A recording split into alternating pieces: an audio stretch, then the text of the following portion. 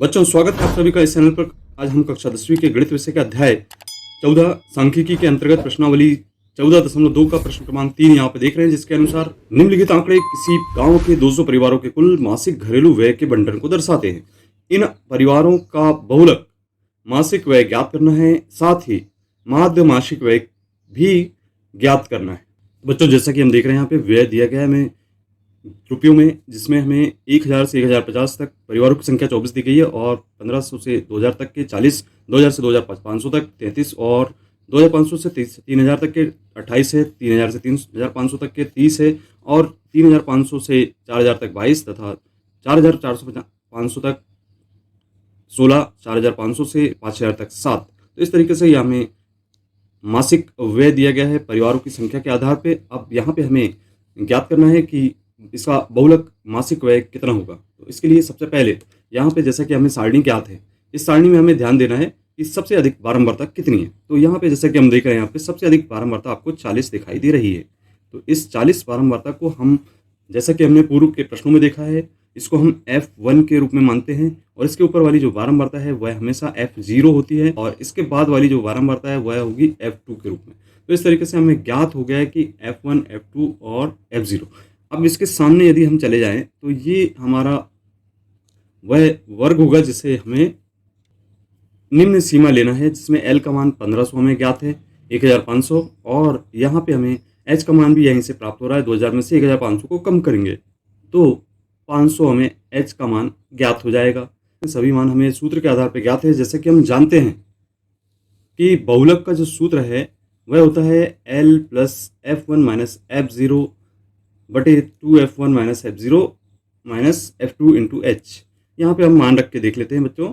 तो यहाँ पे जैसे कि हम देख रहे हैं L का मान 1500 हमें ज्ञात है, 40 ऋण 24 बटे 2 गुणित 40। यहाँ पे F1 का मान रखेंगे, F0 का मान 24 और F2 का मान 33 रख दिए। इसके बाद यहाँ पे H का मान हमने रख दिया बच्चों 500। इस तरीके से यहाँ पे इसे आप सरल कर लेते हैं, और सरल करने पर हम पाते हैं कि इसमें 1500 लिखेंगे और प्लस 40 में से 24 को कम करेंगे तो हमें ज्ञात होता है 16।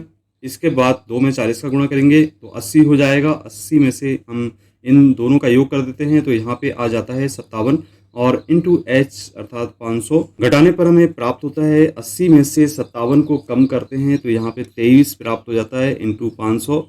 और इसके बाद यहाँ पे हम 500 का इसमें गुणा कर दें तो गुणा करने पर हम यहाँ पे देख रहे हैं कि यहाँ पे हो जाएगा 1500 धन 8000 बटा 23। अब 8000 में 23 का जब भाग देते हैं तो 23 का जैसे ही हम भाग देते हैं तो यहाँ पे जो भाग जाएगा हमारा 47.83 बार, और इसके बाद हम 1500 में 347.83 को योग करते तो हमें प्राप्त होगा 1847.83।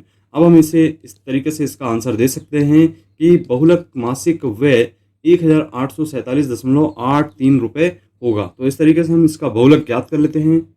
अब चलिए इसी बारंबारता बंटन से हमें माध्य भी ज्ञात करना है। तो यहाँ पे हमने इस तरीके से लिख लिया, और यहाँ पे हम बारंबारता देख रहे हैं, इनका योग करते हैं। इनकी बारंबारताओं का जो योगफल है वह 200 के बराबर हमें प्राप्त हो जाता है। इसके बाद हम यहाँ पे मध्यमान निकाल लें तो 1000 में 1500 का योग करेंगे, 2 का भाग देंगे तो बच्चों हमें प्राप्त होता है 1250 के बराबर। इसके बाद हम इन दोनों का योग करके जब 2 का भाग देते हैं तो 1750 हमें प्राप्त हो जाता है।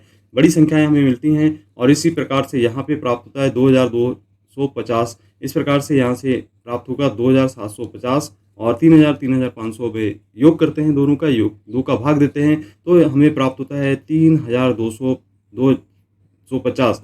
इसके बाद यहाँ देख रहे हैं 3500 और 4000 में योग करके 2 का भाग देंगे तो यहाँ प्राप्त होगा 3750। इसी प्रकार से 4500 में 2 का भाग देते हैं योग करने पर तो प्राप्त होता है 4250, और अंत में यहाँ पे इन दोनों का योग करके 2 का भाग देते हैं तो 4750 प्राप्त होता है। इसके बाद आइए डी का मान निकालते हैं। तो यहाँ पे कुल संख्याएं जो हमें ज्ञात है वह 8 है।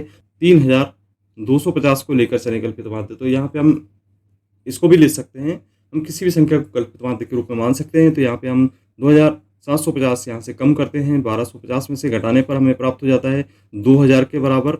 और इसके बाद यहाँ पे 3250 कम करते हैं 1750 में से, और जैसे ही हम इसको कम करते हैं तो यहाँ हमें प्राप्त होता है 1500 के बराबर।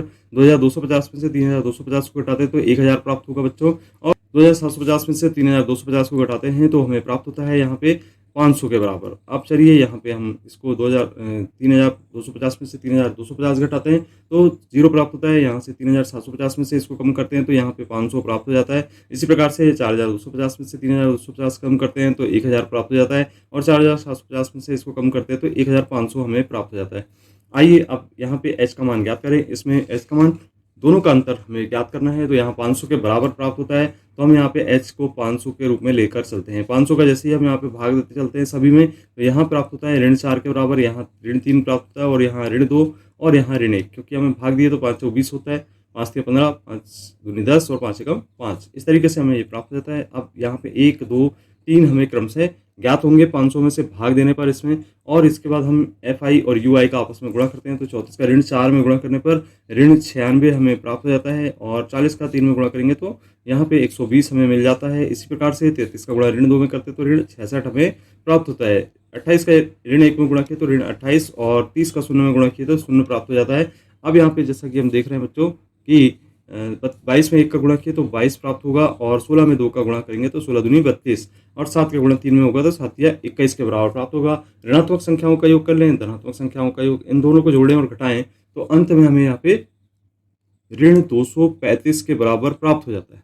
तो बच्चों इस तरीके से हमें माध्य ज्ञात करना होगा पग विचलन विधि के द्वारा। तो A plus sigma FI UI बटे सिग्मा FI इंटू H, इसे हम मान रखते हैं। तो जैसे ही मान रखते हैं तो यहाँ पे देखते हैं E का मान हमारा 3250 के बराबर है, और यहाँ सिग्मा FI UI ऋण 235 प्राप्त हुआ है हमें। इसको हम कोष्टक में लिख लेते हैं, बटा में 200 लिखेंगे, और H का मान जैसा कि हमें ज्ञात है 500 के बराबर। इन दोनों शून्य से इन दोनों शून्य को कैंसिल कर दें, और इनका गुणा आपस में करके 2 का हम भाग दे दें। तो इनको इस तरीके से हम लिख सकते हैं 3250 ऋण 235 से 5 का गुणा करते तो बचम 25, 2 से 5 के 15, 2 17, हासिल का 1, 5 दूनी 10 और 1 11, 1175 में 2 का जब भाग देते हैं तो 2 का भाग देने पर हमें यहाँ पे प्राप्त होगा, 2 का हम भाग दे रहे हैं तो यहाँ पे देख रहे हैं हम 2 पंचे 10, और यहाँ 17 हो गया, 2 अट्ठे 16, 2 सत्ते 14, 2 पंचे 10। इस तरीके से इतना बार भाग चला जाएगा। 250 में से हमें 587.5 को कम करना है, घटाना है, तो यहाँ पे घटाने पर प्राप्त होगा 0 में से 7 नहीं जाता, दशमलव के बाद 0 है, तो यहाँ पे 10 में से 5 गया 5 बचेगा, दशमलव लगाएंगे, 9 में से 7 गया 2 बचेगा, और यहाँ पे बचा है यहाँ 4 में से 8 नहीं जाता, 14 में से 8 घटाएंगे तो 6 हमें प्राप्त हो जाता है। 11 बचा है तो 5 घटाएंगे, 6 बचा यहाँ पे, और इसके बाद अंत में जैसा कि हम देख रहे हैं कि यहाँ बचा है 2 के बराबर, तो 2662.5 ये हमारा माध्य प्राप्त हो जाता है। तो माध्य व्यय जो है 2662.50 रुपये हैं। इस तरीके से हमें यहाँ पर बहुलक एवं माध्य दोनों ही ज्ञात करना था। तो आपको ये प्रश्न बिल्कुल समझ में आ गया होगा, और इसी प्रकार के कंटेंट यदि आपने नहीं देखे तो यहाँ पे एंड स्क्रीन पर आपको दिखाई दे रहे हैं, इनको क्लिक करके आप देख सकते हैं। और हमसे जुड़े रहने के लिए आप चैनल को जरूर सब्सक्राइब करें। मिलते हैं अगले वीडियो में, धन्यवाद।